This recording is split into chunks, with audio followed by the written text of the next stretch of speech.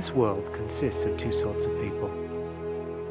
Those who are acted upon, and those who act.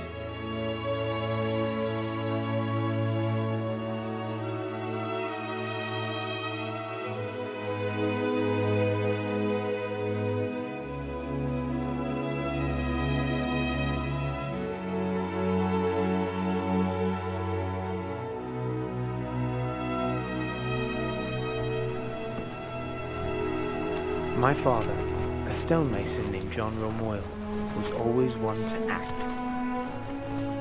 He and my mother, Philippa, were converted due to an article published by an enemy of the church, which so much aroused his curiosity that he determined to learn more.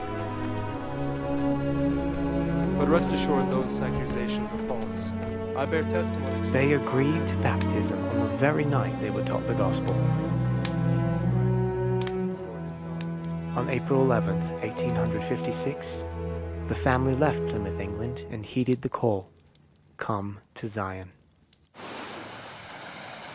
After arriving in Boston, they rode by rail to Iowa City, where Father hoped to purchase a wagon to cross the plains to Salt Lake.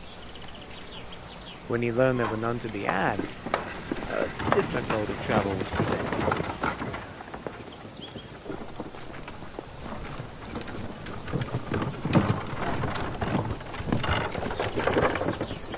They became part of the Ellsworth Hancock Company, the first Hancock Company to attempt the trek.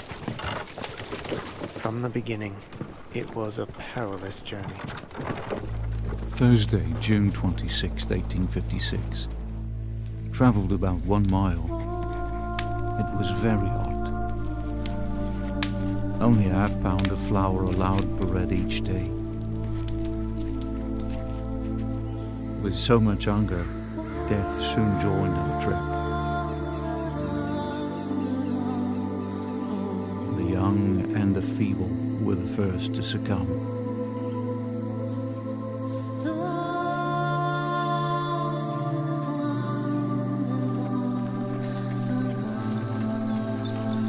July 26, 1856.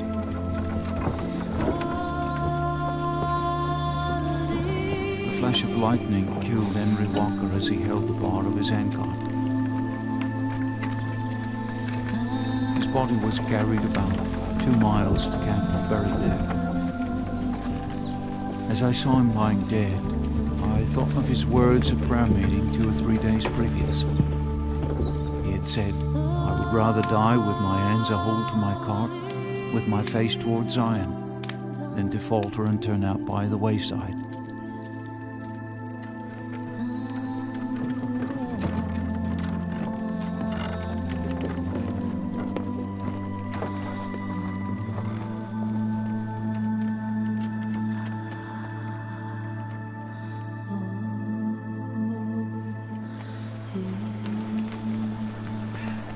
My father was a great strength to the entire company.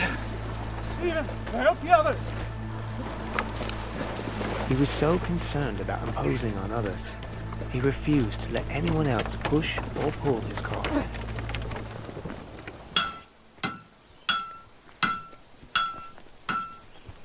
On September 26, 1856, they finally entered the Salt Lake Valley. For all those who saw the ragged state of the company, it was easily apparent how perilous the crossing had been.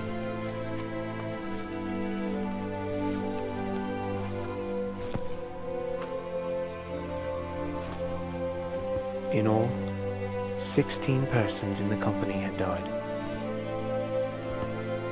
One of Brigham Young's counselors, Jedediah M. Grant, wept as he looked at Father's hands, still clutching the bar of his cart and looking for all the world like the claws of a bird.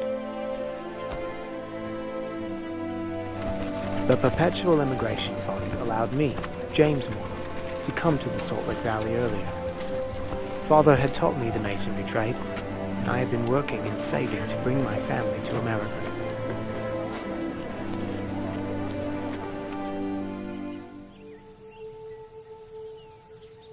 Life in Zion agreed well with my father.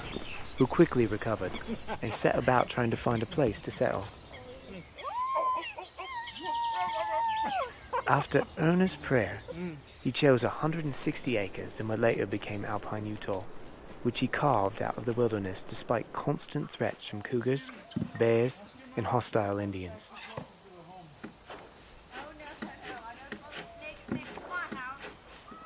A great change was about to take place in Father's life, as President Young called him to be a stonemason on the Salt Lake Temple. John, the temple site is over 22 miles away. We need the horse for the farm work.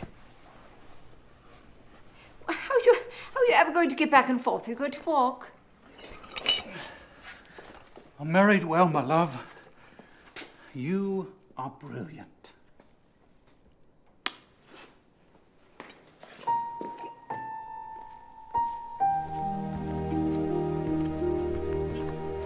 He knew the Lord provides a way to accomplish the things he asks, and my father never was one to make excuses. Though he was partially compensated for his efforts, he approached the task with unusual dedication and zeal, even for John Rowe Moyle. On Mondays, he would rise at 2 in the morning in order to arrive at the temple site by 8 o'clock with the other workers.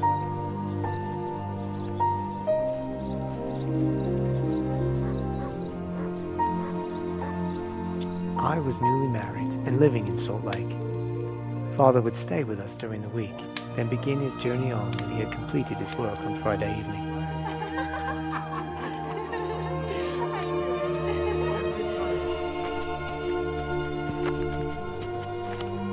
He would arrive home about midnight.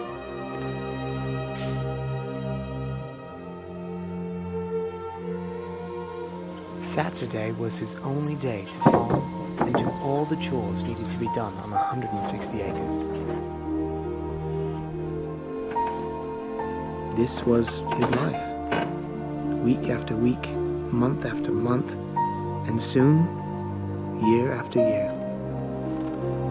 Until he had done so for almost 20 years. Then one day, my father did something that would forever change his life. It's agreed then.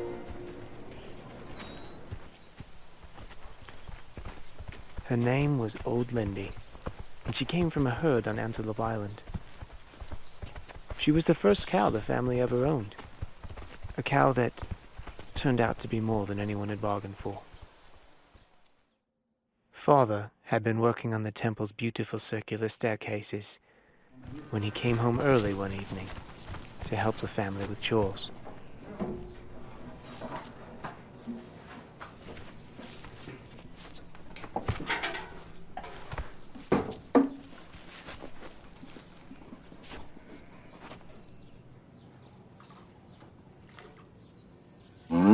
Ooh, Lindy.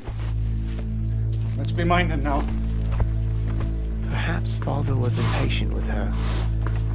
Or maybe old Lindy was just having a bad day.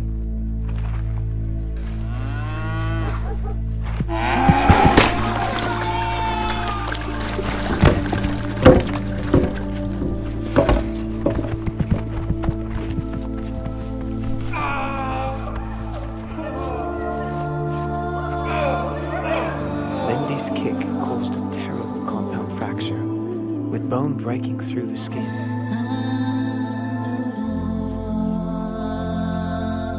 The only option was to amputate.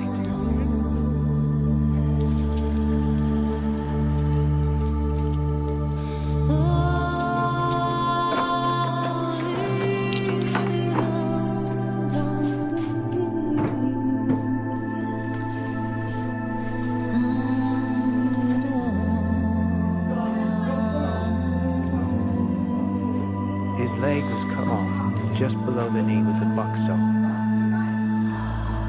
But as terrible as the amputation was, the worst fear was infection.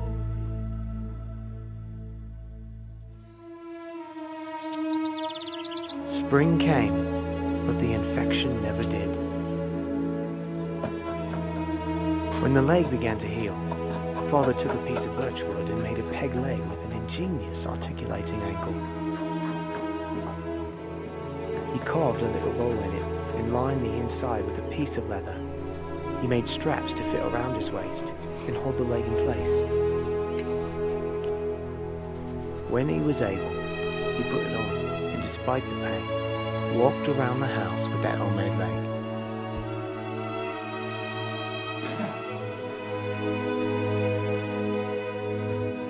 Eventually, he made it around the yard, and then the entire farm.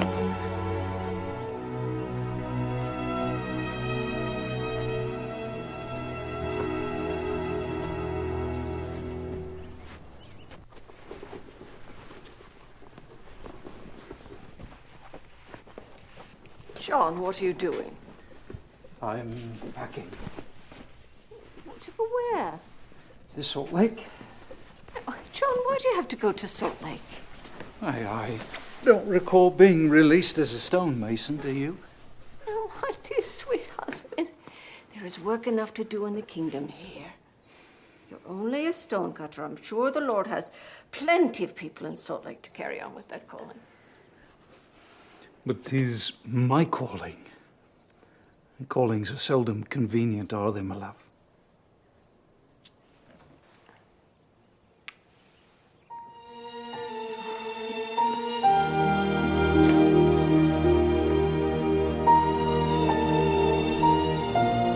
For many, the loss of a limb would signify the loss of their life. But not for John Rowe Moyle. As long as he could breathe, he would continue to chisel away at the obstacles set before him.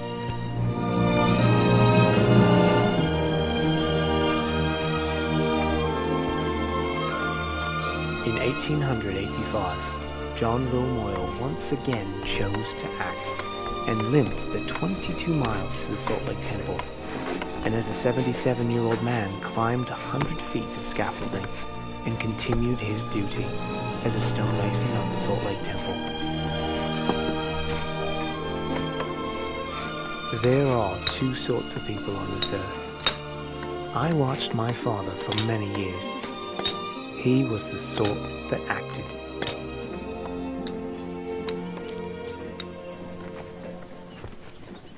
Father! I love you, Father.